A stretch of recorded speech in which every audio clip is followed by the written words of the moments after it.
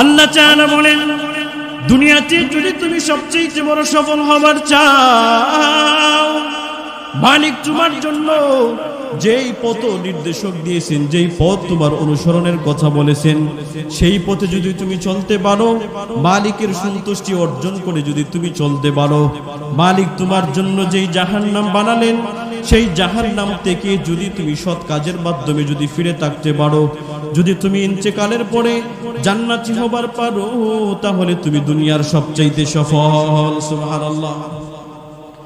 আল্লাহ তাআলা বলেন, দুনিয়াতে শুধুমাত্র টাকার মাধ্যমে তুমি সবচেয়ে বড় সফল হবার পারো না। দুনিয়াতে মনে করলাম বড় টাকার মালিক হয়ে গেলাম। রাহমাতুল লিল আলামিন হাদিসের মধ্যে বলেন, ওয়ামান ইয়াতামাদা আলা মালিহি কাল্লাহ। দুনিয়াতে যখন কোন মানুষ মনে করে আমার সম্পদ হইলে তো আমি সম্পদের মাধ্যমে বড় সফল কালো হয়ে গেলাম, রাহমাতুল লিল আলামিন বলেন, ওয়ামান ইয়াতামাদা আলা মালিহি কাল্লাহ। যেই মানুষটা মনে করলো আমার সম্পদ আমারে দুনিয়ার সবচাইতে বড় সফল কাম বানালো, যেই মানুষ সম্পদ পায়া সেই সম্পদের জন্য সে অহংকারী হয়ে গেল, মালিক তাকে দিন দিন সম্পদ থেকে বঞ্চিত করে দেয়। ইমানের পথে অবিচল থেকে আমার মরণ যেন হয়, তোমার কাছে মিনতি আমার,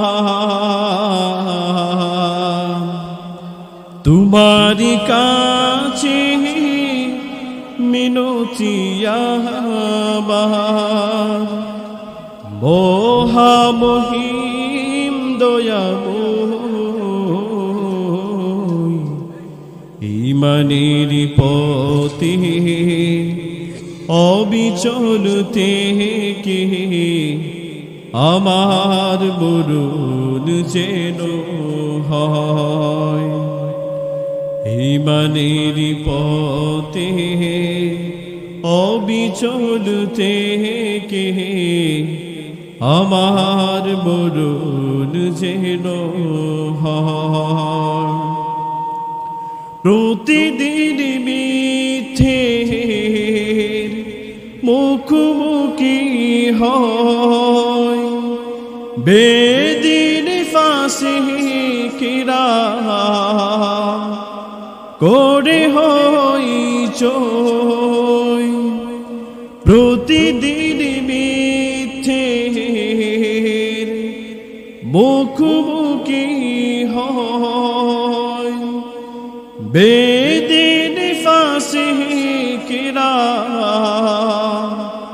করে হই চই, আজাজিরে সে ঘুমরাহি সে সুর গোরে তুলে মোহময়, ইমানের পথে অবিচল থেকে আমার মরণ যেন হয়, ইমানের পথে অবিচল থেকে আমার মরণ যেন হয়।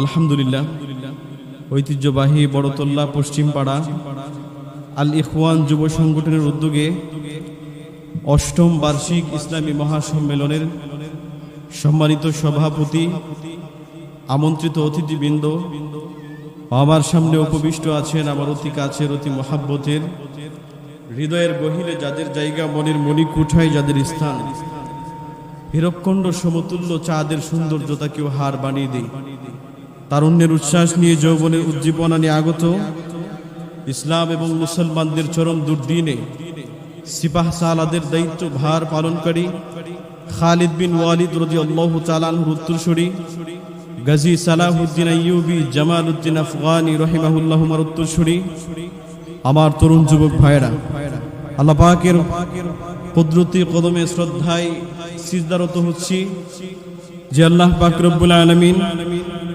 পাপ পঙ্কিলতায় পরিপূর্ণ গুনাহে ভরপুর অন্ধকারাচ্ছন্ন সমাজের গুরু আধার থেকে, অমানিসা থেকে, জুলুমাত থেকে রহমতের হাত ছানি দিয়ে অসংখ্য অগণিত মুমিন মুসলমানদের মধ্য থেকে আমাকে আপনাকে যাচাই করে বাছাই করে দুনিয়ার মাটিতে নবী করিম সাল্লাল্লাহু আলাইহি ওয়াসাল্লামের ভাষায় জান্নাতের বাগানে আসা এবং বসার তৌফিকটুকুন দান করেছেন। এজন্য আমরা সকলে দিল থেকে আল্লাহ পাকের কৃতজ্ঞতা স্বরূপ আমরা শুকরিয়া জ্ঞাপন করছি, আলহামদুলিল্লাহ। আল্লাহ তাআলা বলেন, দুনিয়াতে আমার যেই সমস্ত বান্দারা আমি আল্লাহ তাআলার পক্ষ থেকে অসংখ্য গণিত নিয়ামত পাওয়ার পরে লা ইন শাকারতুম লা আযীদান্নাকুম, যেই সমস্ত বান্দারা আমি আল্লাহ তাআলার পক্ষ থেকে নিয়ামত পাওয়ার পরে নিয়ামতের শুকরগুজার বান্দা হয়, কৃতজ্ঞশীল বান্দা হয়, আল্লাহ বলেন যে লা আযীদান্নাকুম, আমি আল্লাহ তাআলা অবশ্যই অবশ্যই সেই সমস্ত নিয়ামত কৃত বান্দাদেরকে আমি নিয়ামত বাড়িয়ে দিই। সুবহানাল্লাহ। ওয়ালা ইন কাফারতুম ইন্না আযাবি লাশাদীদ, পরক্ষণে আল্লাহ তাআলা বলেন কিন্তু আমার যেই সমস্ত বান্দারা আমি আল্লাহ তাআলার পক্ষ থেকে অসংখ্য অগণিত নিয়ামত পাওয়ার পরে যারা নিয়ামতের শুকরগুজার বান্দা হয় নাই, কৃতজ্ঞশীল বান্দা হয় নাই, আমি আল্লাহ তাআলা তাদের জন্য ইন্না আযাবি লাশাদীদ, খুবই যন্ত্রণাদায়ক শাস্তির ব্যবস্থা রেখেছি। এজন্য সম্মানিত ভাইয়েরা আমার, যাদের কর্ণকুহরে মাইকের আওয়াজ যাচ্ছে, আমরা সবাই সুখে থাকি দুঃখে থাকি, সবসময় আল্লাহ তাআলার প্রশংসা করব। হাদিসে কুদসিতে আল্লাহ তাআলা বলেন, রাসূল করিম সাল্লাল্লাহু আলাইহি ওয়াসাল্লাম বর্ণনা করেন, আউয়ালু মান ইউদআ ইলাল জান্নাতি আল হামিদুন ফিস সাররাই ওয়াদ দাররা। রাসূল করিম সাল্লাল্লাহু আলাইহি ওয়াসাল্লাম বলেন, দুনিয়াতে যেই সমস্ত বান্দারা সুখে থাকুক অথবা দুঃখে থাকুক, যেই কোনো অবস্থার মধ্যেই থাকে না কেন, বান্দা যদি সব অবস্থার মধ্যে আউয়ালু মান ইউদআ ইলাল জান্নাতি আল হামিদুন ফিস সাররাই ওয়াদ দাররা, রাসূল বলেন সুখে দুঃখে সর্বহালাতে যেই বান্দা আল্লাহ তাআলার বেশি বেশি প্রশংসা করবে, আমি আল্লাহ তাআলা সেই প্রশংসিত বান্দাদেরকে সর্বপ্রথম জান্নাতে ঢুকাবো। সুবহানাল্লাহ। এজন্য সম্মানিত ভাইয়েরা আমার, আল্লাহ তাআলার প্রশংসা করতে পারা এটা খুবই গুরুত্বপূর্ণ একটা আমল, জান্নাতে যাওয়ার একটা আমল। আমি আপনাদের সম্মুখে কোরআনুল কারীম থেকে ছোট্ট একখানা আয়াত তেলাওয়াত করলাম। আল্লাহ তাআলা যদি তৌফিক দেই তো সেই আয়াত অনুপাতে কিছু কিছু কথা বলার চেষ্টা করব ইনশাআল্লাহ। সম্মানিত ভাইয়েরা আমার, আল্লাহ তাআলা দুনিয়াতে আমাদেরকে সৃষ্টি করলেন। দুনিয়াতে আসার পরে আমরা সবাই চাই যে আমরা দুনিয়াতে সফল হব। সাধারণত দুনিয়ার একজন অটো চালক, তাকে যদি আপনি বলেন যে আপনি অটো চালিয়ে ভবিষ্যতে কি করতে চান, তাহলে সেই ব্যক্তি অবশ্যই বলবে এই কথা যে আমি অবশ্যই ভবিষ্যতে নিজেকে একজন সফল মানুষ হিসেবে উপস্থাপন করতে চাই। একজন ভ্যান চালককে যদি আপনি বলেন যে আপনি ভ্যান চালিয়ে আপনার ভবিষ্যৎ প্ল্যানিং কি, সেই ব্যক্তি অবশ্যই এই কথা বলবে যে আমি ভ্যান চালানোর মধ্য দিয়ে ভবিষ্যতে আমি সফল হতে চাই। অর্থাৎ দুনিয়াতে যত মানুষ আছে প্রত্যেকটা মানুষ চাই যে সে জীবনে একদিন সফল হবে, কিন্তু সফল কোন পথ অবলম্বন করলে এবং কোন পথ বিসর্জন দিলে ছাড়তে পারলে সফল হওয়া যায়, সেই চিন্তা আজকে আমরা করতে পারি নাই। বা দুনিয়াতে আল্লাহ তাআলা আমাদেরকে সফল হতে গেলে যেই পথ অবলম্বনের জন্য আমাদেরকে দিক নির্দেশনা দিয়েছেন, সেই পথও আমরা অনুসরণ করতে পারি নাই। মনে করলাম যে দুনিয়াতে আমি টাকার মালিক হয়ে গেলাম, দুনিয়াতে আমি সম্পদের মালিক হয়ে গেলাম, দুনিয়াতে আমার একটা গাড়ি হলো, দুনিয়াতে আমার একটা আকর্ষণীয় বাড়ি হলো, তাহলেই মনে আমি সফল। কিন্তু আল্লাহ বলে না না, এটার মাধ্যমে তুমি সফল হতে পারবা না। কারণ আমি আল্লাহ তাআলা তোমার জন্য যেই পথ যেই রাস্তা যেটা আমি বাতলিয়ে দিয়েছি, আমি তোমার জন্য পথ নির্দেশক হিসাবে আমি তোমার জন্য দুনিয়াতে নবী রাসূল অসংখ্য গণিত নবীকে রাসূলকে পাঠালাম। তারা যেই পথ তোমাদেরকে দেখিয়ে দিয়েছেন, এই পথ যদি অনুসরণ করতে পারো তাহলেই তুমি সবচেয়ে বড় সফলকাম হইতে পারবে। কিন্তু দুনিয়াতে টাকার মালিক হলে, পয়সার মালিক হলে, ক্ষমতার মালিক হইলেই সফল হওয়া যায় না। আল্লাহ তাআলা কোরআনুল কারীমের মধ্যে বলেন, وإنما توفون أجوركم يوم القيامة فمن زحزح عن النار وأدخل الجنة فقد فاز আল্লাহ তাআলা বলেন দুনিয়াতে শুধুমাত্র তুমি টাকার মালিক হয়ে গেলে এটার মাধ্যমে তুমি সফল হতে পারবা না। দুনিয়াতে আজকে আমি মনে করলাম আমি মনে হয় সবচাইতে বেশি প্রাচুর্যের মালিক হয়ে গেলাম, তো আমি বড় সফল হয়ে গেলাম। দুনিয়াতে আমি টাকার মালিক হয়ে গেলাম, এই টাকাই মনে দুনিয়াতে আমাকে সবচাইতে বড় সফল কাম করে দিল। আল্লাহ তাআলা বলেন শুধুমাত্র তুমি টাকার মালিক হইলা, সেই টাকার মাধ্যমে তুমি দুনিয়াতে সবচাইতে বড় সফল হতে পারবা না। দুনিয়াতে একটা গাড়ির মালিক হয়ে গেলাম, মনে করলা সেই গাড়ি পাইলাম তো আমি সবচাইতে বড় সফল কাম হয়ে গেলাম। দুনিয়াতে আকর্ষণীয় একটা বাড়ি বানালাম, সেই বাড়িটা পায়া বুঝে আমি সবচাইতে বড় সফল কাম হয়ে গেলাম। আল্লাহ তাআলা বলেন দুনিয়াতে শুধুমাত্র তুমি বাড়ির মালিক হইছো, সেই বাড়ির মাধ্যমে দুনিয়াতে তুমি সবচাইতে বড় সফল কাম হতে পারবা না। আল্লাহ তাআলা বলেন ওয়া ইন্নামা তুওয়াফাউনা উজুরাকুম ইয়াওমাল কিয়ামাহ ফামান যুহজিহা আনিন নারি ওয়া উদখিলাল জান্নাতা ফাকাদ ফাজ। আল্লাহ তাআলা বলেন দুনিয়াতে যদি তুমি সবচেয়ে বড় সফল হবার চাও, মালিক তোমার জন্য যেই পথ নির্দেশক দিয়েছেন, যেই পথ তোমার অনুসরণের কথা বলেছেন, সেই পথে যদি তুমি চলতে পারো, মালিকের সন্তুষ্টি অর্জন করে যদি তুমি চলতে পারো, মালিক তোমার জন্য যেই জাহান্নাম বানালেন সেই জাহান্নাম থেকে যদি তুমি সৎ কাজের মাধ্যমে যদি ফিরে থাকতে পারো, যদি তুমি ইন্তেকালের পরে জান্নাতি হবার পারো, তাহলে তুমি দুনিয়ার সবচাইতে সফল। সুবহানাল্লাহ। আল্লাহ তাআলা বলেন দুনিয়াতে শুধুমাত্র টাকার মাধ্যমে তুমি সবচেয়ে বড় সফল হবার পারো না। দুনিয়াতে মনে করলাম বড় টাকার মালিক হয়ে গেলাম। রাহমাতুল লিল আলামিন হাদিসের মধ্যে বলেন ওয়ামান ইয়াতামাদা আলা মালিহি কাল্লাহ। দুনিয়াতে যখন কোনো মানুষ মনে করে আমার সম্পদ হইলে তো আমি সম্পদের মাধ্যমে বড় সফল কাল হয়ে গেলাম, রাহমাতুল লিল আলামিন বলেন ওয়ামান ইয়াতামাদা আলা মালিহি কাল্লাহ। যেই মানুষটা মনে করলো আমার সম্পদ আমারে দুনিয়ার সবচাইতে বড় সফল কাম বানালো, যেই মানুষ সম্পদ পায়া সেই সম্পদের জন্য সে অহংকারী হয়ে গেল, মালিক তাকে দিন দিন সম্পদ থেকে বঞ্চিত করে দেয়। দুনিয়াতে সফল হতে হলে যদি কেউ বলে যে আমি টাকার মালিক হইলাম তো আমি সফল হলাম, মালিক বলেন রাহমাতুল লিল আলামিন বলেন ওয়ামান ইয়াতামাদা আলা মালিহি কাল্লাহ। যদি দুনিয়াতে কোনো মানুষ এমন চিন্তা করে আমি টাকার মালিক হইলাম, প্রাচুর্যের মালিক হইলাম, রাহমাতুল লিল আলামিন বলেন তাহলে মালিকের পক্ষ থেকে গজবের মাধ্যমে তার সমস্ত সম্পদ থেকে তাকে বঞ্চিত করে দেয়। সুবহানাল্লাহ। রাহমাতুল লিল আলামিন হাদিসের মধ্যে বলেন ওয়ামান ইয়াতামাদা আলা সুলতানিহি দাল্লাহ। যদি কোনো বান্দা এই কথা চিন্তা করে দুনিয়াতে আমি সবচাইতে বড় রাজা, বাদশা, ক্ষমতা, প্রভাব প্রতির মালিক হয়ে গেলাম, আমি দুনিয়াতে সবচাইতে বড় সফল কাম হয়ে গেলাম, কারণ আমি আমার সম্পদের মাধ্যমে দুনিয়াতে যা ইচ্ছা তাই করতে পারি। রাহমাতুল লিল আলামিন বলেন ওয়ামান ইয়াতামাদা আলা সুলতানিহি দাল্লাহ।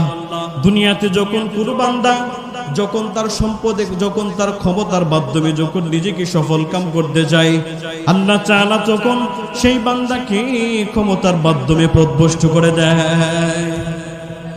এজন্য সম্মানিত ভাইরা আমার, যাদের কর্ণকুহরে আওয়াজটুকুন যাচ্ছে, আমার আজকে আলোচনার বিষয় হলো যে দুনিয়াতে আমরা সফল হতে চাই, কিন্তু কোন পন্থা অবলম্বন করলে আমাকে আপনাকে সফল হিসেবে উপস্থাপন করতে পারবো, সেই বিষয়টা আজকে আমরা চিন্তা ফিকির করি না। মনে করলাম দুনিয়াতে আমি সবচেয়ে বেশি টাকার মালিক হয়ে গেলাম, আমি মনে হয় টাকা দুনিয়াতে অর্জন করেই মনে সফল হয়ে গেলাম, দুনিয়াতে আমি ক্ষমতার মালিক হয়ে গেলাম, আমার ক্ষমতাই মনে হয় আমাকে সবচেয়ে বড় সফল করলো। অথচ আল্লাহ তাআলা কোরআনুল কারীমের মধ্যে বলেন ইয়া আইয়ুহাল্লাযীনা আমানুসবিরু ওয়াসাবিরু ওয়ারাবিতু ওয়াত্তাকুল্লাহ। তিলাওয়াত কিছু আয়াতের মধ্যে আল্লাহ তাআলা চারটা বিষয়ের কথা বলতেছেন। এক নাম্বার ইয়া আইয়ুহাল্লাযীনা আমানু, হে ঈমানদারেরা, ইয়া আইয়ুহাল্লাযীনা আমানুসবিরু, তোমরা সব সময় ধৈর্য ধারণ করো। দুই নাম্বার ওয়াসাবিরু, ধৈর্যের উপর সবসময় মজবুত থাকো। কিভাবে দিনের উপর চলবা, ইস্তিকামতের সঙ্গে তুমি লেগে থাকো। 3 নম্বরে বলেন ওয়ারাবিতু, কিভাবে মৃত্যু পর্যন্ত দিনের পথে চলা যায় সেই ফিকির করো।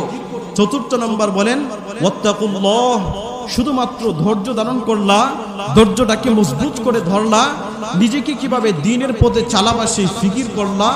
এই 3টা যদিও করো তুমি দুনিয়াতে সফল হতে পারবা। 4 নাম্বারটা যদি না করতে পারো তাহলে এই সফলের মাধ্যমে কোনোদিন জান্নাতে যেতে পারবে না। এজন্য আল্লাহ বলেন ইয়া আইয়ুহাল্লাযীনা আমানুসবিরু, তোমার জন্য কর্মসূচি হলো 4টা। 1 নাম্বার তুমি ধৈর্য ধারণ করবা, 2 নাম্বার তুমি ধৈর্যটাকে মজবুত করে ধরবা, আর 3 নাম্বার হলো নিজেকে কিভাবে দ্বীনের পথে চলাবা, জিহাদের পথে নিজেকে কিভাবে চালাবা সেই ফিকির করবা। এই 4টা কাজ যদি করতে পারো অন্তত দুনিয়াবি যেই সফল আছে সেই সফল হতে পারবা। কিন্তু আল্লাহ পাকের ভয় যদি তোমার দিলের ভিতরে না থাকে তো এই সফলতার মাধ্যমে কোনোদিন জান্নাতে যেতে পারবা না। আল্লাহ তাআলা কোরআনুল কারীমের মধ্যে বলেন ইয়া আইয়ুহাল্লাযীনা আমানুসবিরু ওয়াসাবিরু ওয়ারাবিতু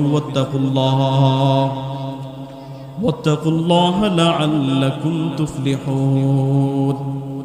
আল্লাহ তাআলা বলেন দুনিয়াতে যদি তুমি সবচেয়ে বড় সফল কাম হতে চাও তাহলে তোমার জন্য 1 নাম্বার কর্মসূচি হলো 1 নাম্বার তুমি সব সময় ধৈর্য ধারণ করো, 2 নাম্বার ধৈর্যের উপর ইস্তেকামত রাখো, 3 নাম্বার হলো ওয়ারাবিতু, নিজেকে কিভাবে দ্বীনের পথে চালাবা সেই ফিকির তুমি করো।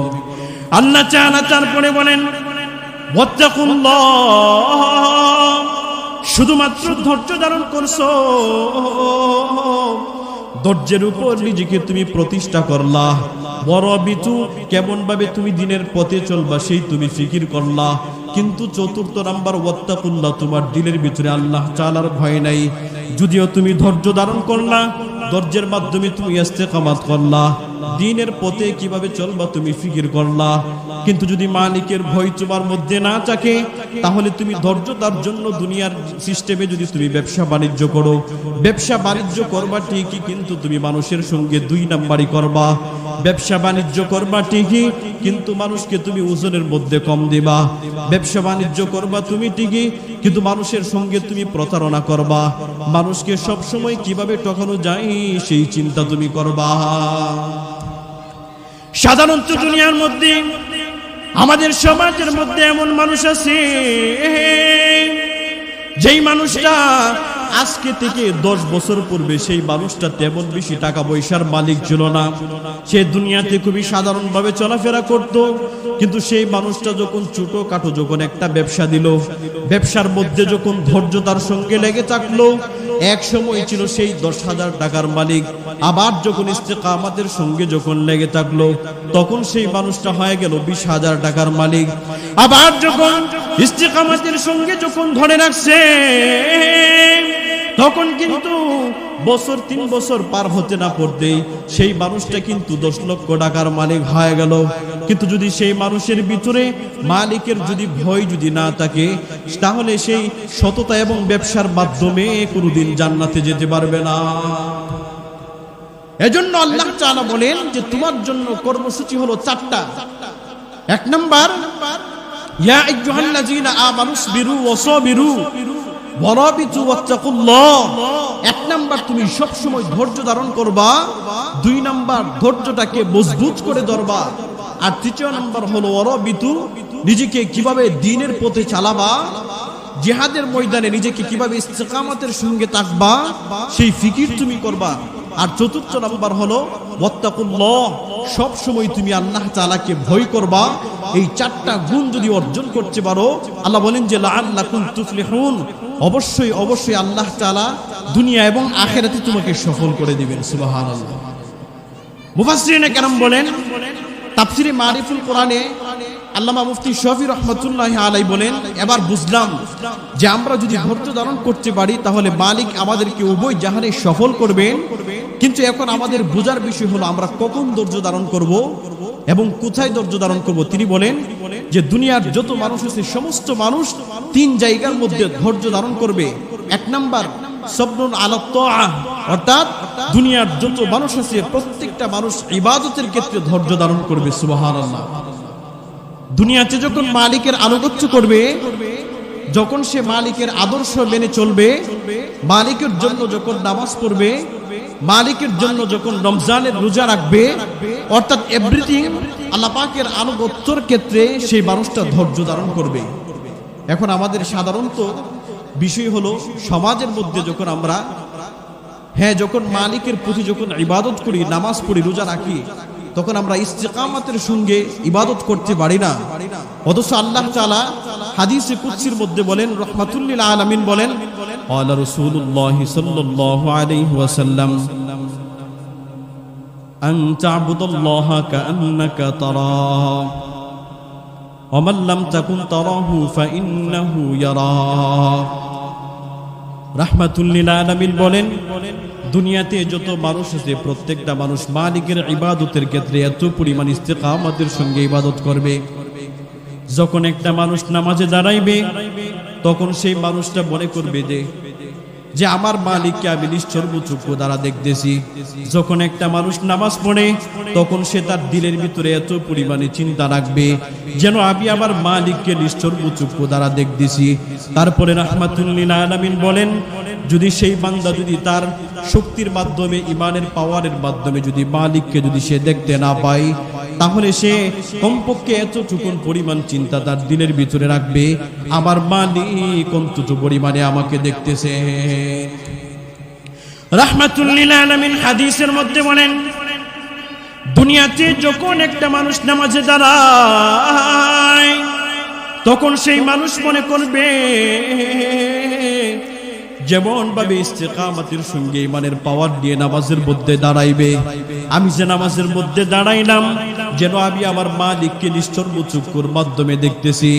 যদি তার ইমানের পাওয়ারের মাধ্যমে যদি এতটুকু পরিমাণ যদি চিন্তা না রাখতে পারে, তাহলে এতটুকু পরিমাণ চিন্তা কমপক্ষে রাখবে, ফাইন্নাহু ইয়ারাক, আমি যদিও আমার মালিককে দেখতে পারি নাই, কিন্তু আমার মালিক আমাকে নিশ্চর্ব চক্ষু দ্বারা দেখতেছেন। সুবহানাল্লাহ। কওমি মাদ্রাসার পাঠ্যলিপির মধ্যে একটা কিতাব আছে, সেই কিতাবের মাধ্যমে দুই বন্ধুর একটা ঘটনা বর্ণনা করেন। এক বন্ধুর নাম ছিলেন ইসম, আর একটা বন্ধুর নাম ছিলেন আব্দুল্লাহ। দুইটা বন্ধুর মাধ্যম থেকে, দুইটা বন্ধুর মধ্য থেকে একটা বন্ধু ছিলেন বড় পরহেজগার এবং মুত্তাকি মানুষ, আর একটা বন্ধু তেমন বড় মুত্তাকি ছিল না, বড় বদকার মানুষ ছিল, খারাপ মানুষ ছিল।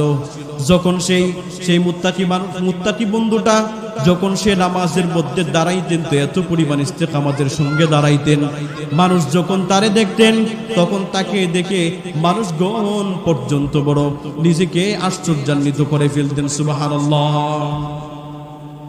বদকার বন্ধু একদিন তার ভালো বন্ধুকে প্রশ্ন করে, ও আমার বন্ধু আমার, যখন তুমি নামাজের মধ্যে দাঁড়াও, এতটুকু পরিমাণ ইস্তেকামতের সঙ্গে তুমি নামাজের মধ্যে কেমনে দাঁড়াও, কারণটা আমি জানবার চাই। তখন সেই ভালো বন্ধু তার খারাপ বন্ধুকে বলে যে আমি যখন নামাজে দাঁড়াই, তো আমি নামাজের পূর্বে দুইটা ওযু করি। সুবহানাল্লাহ। সাধারণত আমরা যখন নামাজে দাঁড়াই, তো নামাজের আগে আমরা একবার ওযু করি, অর্থাৎ আমরা আমাদের হাত পা অঙ্গ প্রত্যঙ্গ যেগুলো আছে, ওযুর অঙ্গ প্রত্যঙ্গগুলো, এগুলোকে আমরা পবিত্র করি। কিন্তু সেই ভালো বন্ধু আব্দুল্লাহ বলে যে আমি যখন নামাজে দাঁড়াই, তো নামাজের পূর্বে আমি দুইটা ওযু করি। এক নাম্বার ওযু হলো, কিতাবের মধ্যে লিখেন, যখন আমি নামাজের মধ্যে দাঁড়াই, নামাজে দাঁড়ানোর পূর্বে আমি আমার সমস্ত শরীরকে দুইটা ওযুর মাধ্যমে আমি বড় পবিত্র করে নাই। কেমনে আমি দুইটা ওযু করি?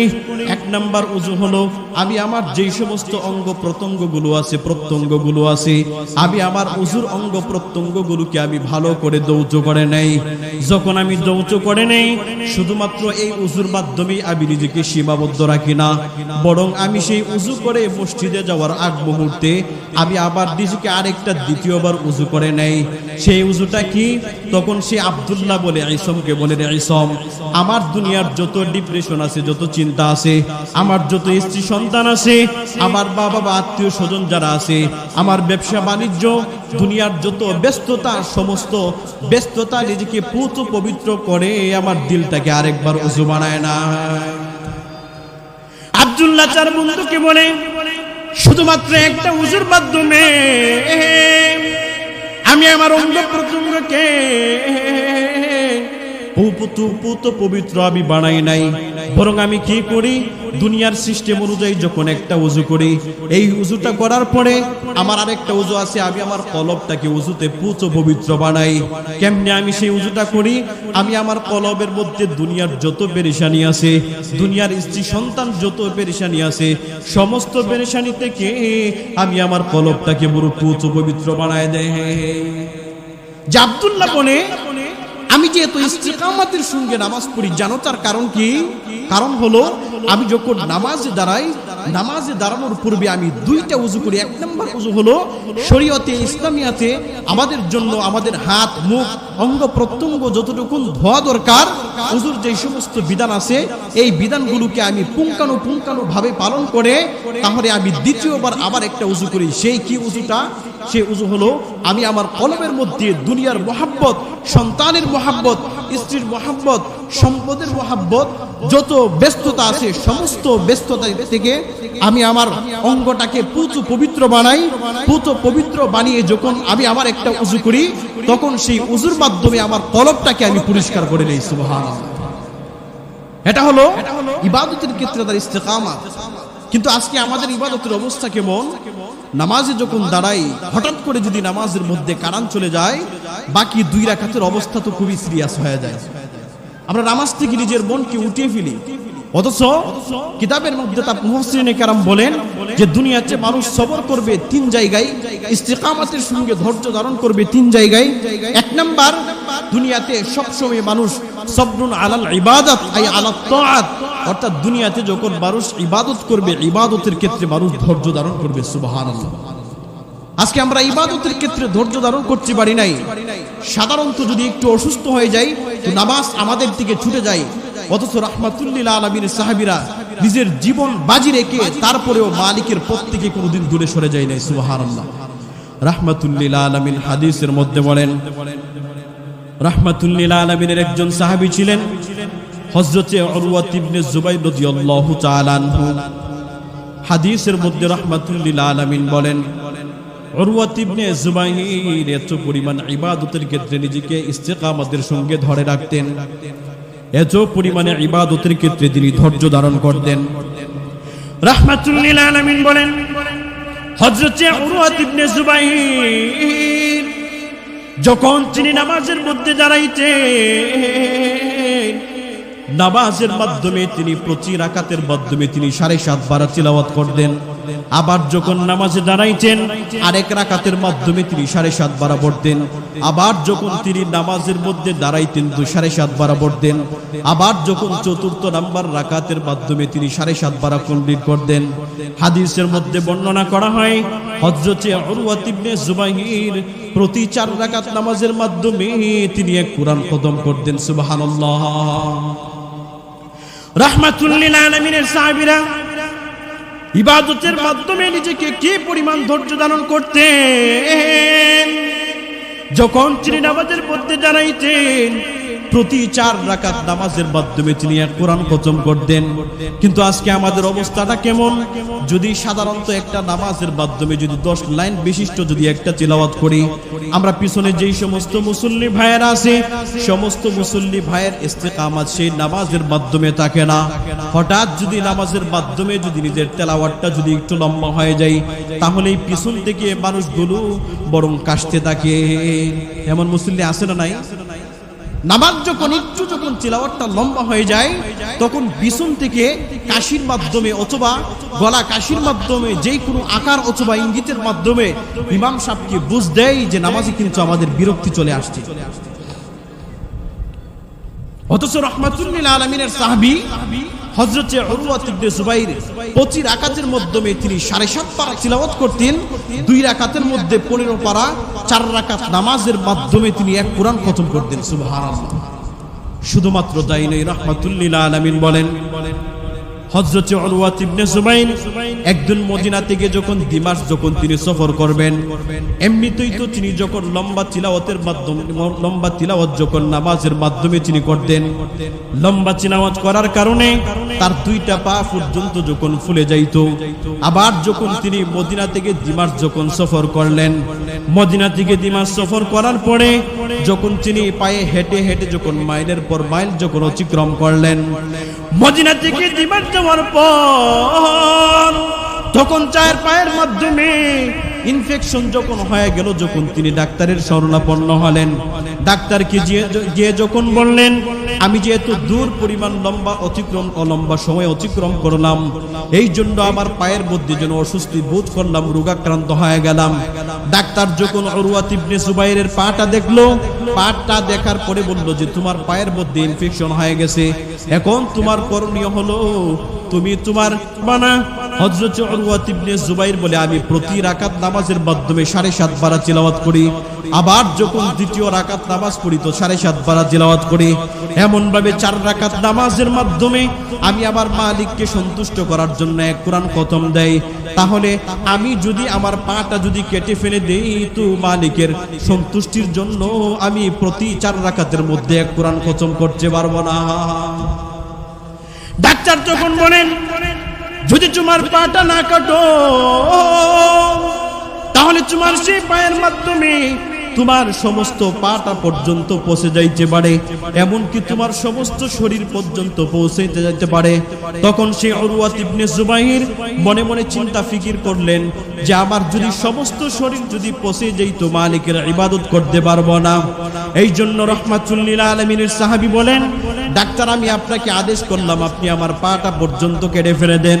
যখন তার পাটা কেটে হয়ে গেল, তখন সেই কিতাবের মধ্যে বলেন যে রাহমাতুল লিল আলামিনের সাহাবী হযরত উরওয়া ইবনে জুবাইর তিনি মনে মনে চিন্তা করতেছেন যে মালিক মনে হয় এখন বলতে পারে আমার উরওয়া এত দিন পর্যন্ত তিনি 4 রাকাত নামাজের মাধ্যমে কোরআন খতম পড়ল, এখন যেহেতু আমার একটা পা নাই, মনে হয় আমি একটা পায়ের মাধ্যমে মনে হয় ইবাদত করতে পারবো না। রাহমাতুল লিল আলামিনের সাহাবী মনে মনে চিন্তা করছে, মালিকের কাছে 2টা হাত উত্তোলন করে বলে, মালিক এখন আপনি বড় চিন্তা করতে পারেন, এতদিন আমার 2টা সুস্থ বিশিষ্ট পা ছিল, এই জন্য প্রতি 4 রাকাত নামাজের মাধ্যমে আমি এক কোরআন খতম করতাম। এখন যেহেতু আমার একটা পা নাই, তাহলে মনে হয় একটা পা দিয়ে মনে হয় আমি প্রতি 4 রাকাত নামাজের মাধ্যমে একটা কোরআন খতম করব না। কিন্তু রাহমাতুল লিল আলামিনের সাহাবী বলেন, মালিক আপনি শুনে রাখেন, যদি আমার একটা পা নাই তো কি হয়েছে, আমি একটা পায়ের মাধ্যমে দাঁড়িয়ে দাঁড়িয়ে এক কোরআন খতম করব। সুবহানাল্লাহ। এই ছিল রাহমাতুল লিল আলামিনের সাহাবীদের ইবাদতের ক্ষেত্রে ইস্তিকামাত। কিন্তু আজকে আমাদের বিষয় কি? আজকে আমরা যখন মালিকের ইবাদত করি, সবরুন আলা তাআত আই আলাল ইবাদত, ইবাদতের ক্ষেত্রে আমরা ধৈর্য ধারণ করতে পারি না। এজন্য সম্মানিত ভাইয়েরা, আমার সময় যেহেতু খুব কম, তিলাওয়াত কিছু আয়াতের মধ্যে আল্লাহ তাআলা বলেন যে দুনিয়াতে যদি তোমরা সফল কাম হতে চাও তাহলে তোমরা 4টা কাজ করবে। 1 নাম্বার, ইয়া আইয়ুহাল্লাযীনা আমানুসবিরু ওয়াসাবিরু ওয়ারাবিতু ওয়াত্তাকুল্লাহ, সব সময় তোমরা ধৈর্য ধারণ করবা, ধৈর্যের উপর নিজেকে ইস্তিকামাতের সঙ্গে লেগে থাকবা। 3 নাম্বার হলো নিজেকে কিভাবে জিহাদের পথে, দ্বীনের পথে কিভাবে চালাবা সেই ফিকির করবা। আর 4র্থ নাম্বার হলো ওয়াত্তাকুল্লাহ, সব সময় দিলের ভিতরে মালিকের ভয় রাখবা। এই 4টা কাজ যদি করতে পারো তাহলে আমি আল্লাহ তাআলা তোমাকে দুনিয়া এবং আখিরাত উভয় জাহানে তোমাকে সফল করে দেব। সুবহানাল্লাহ। আল্লাহ তাআলা যেন আমাদের প্রত্যেককে এই অল্প কথার উপর আমল করার তৌফিক দান করেন। সকলে বলুন আমিন। ওয়া আখির দাওয়ানা আলহামদুলিল্লাহি রাব্বিল আলামিন। আসসালামু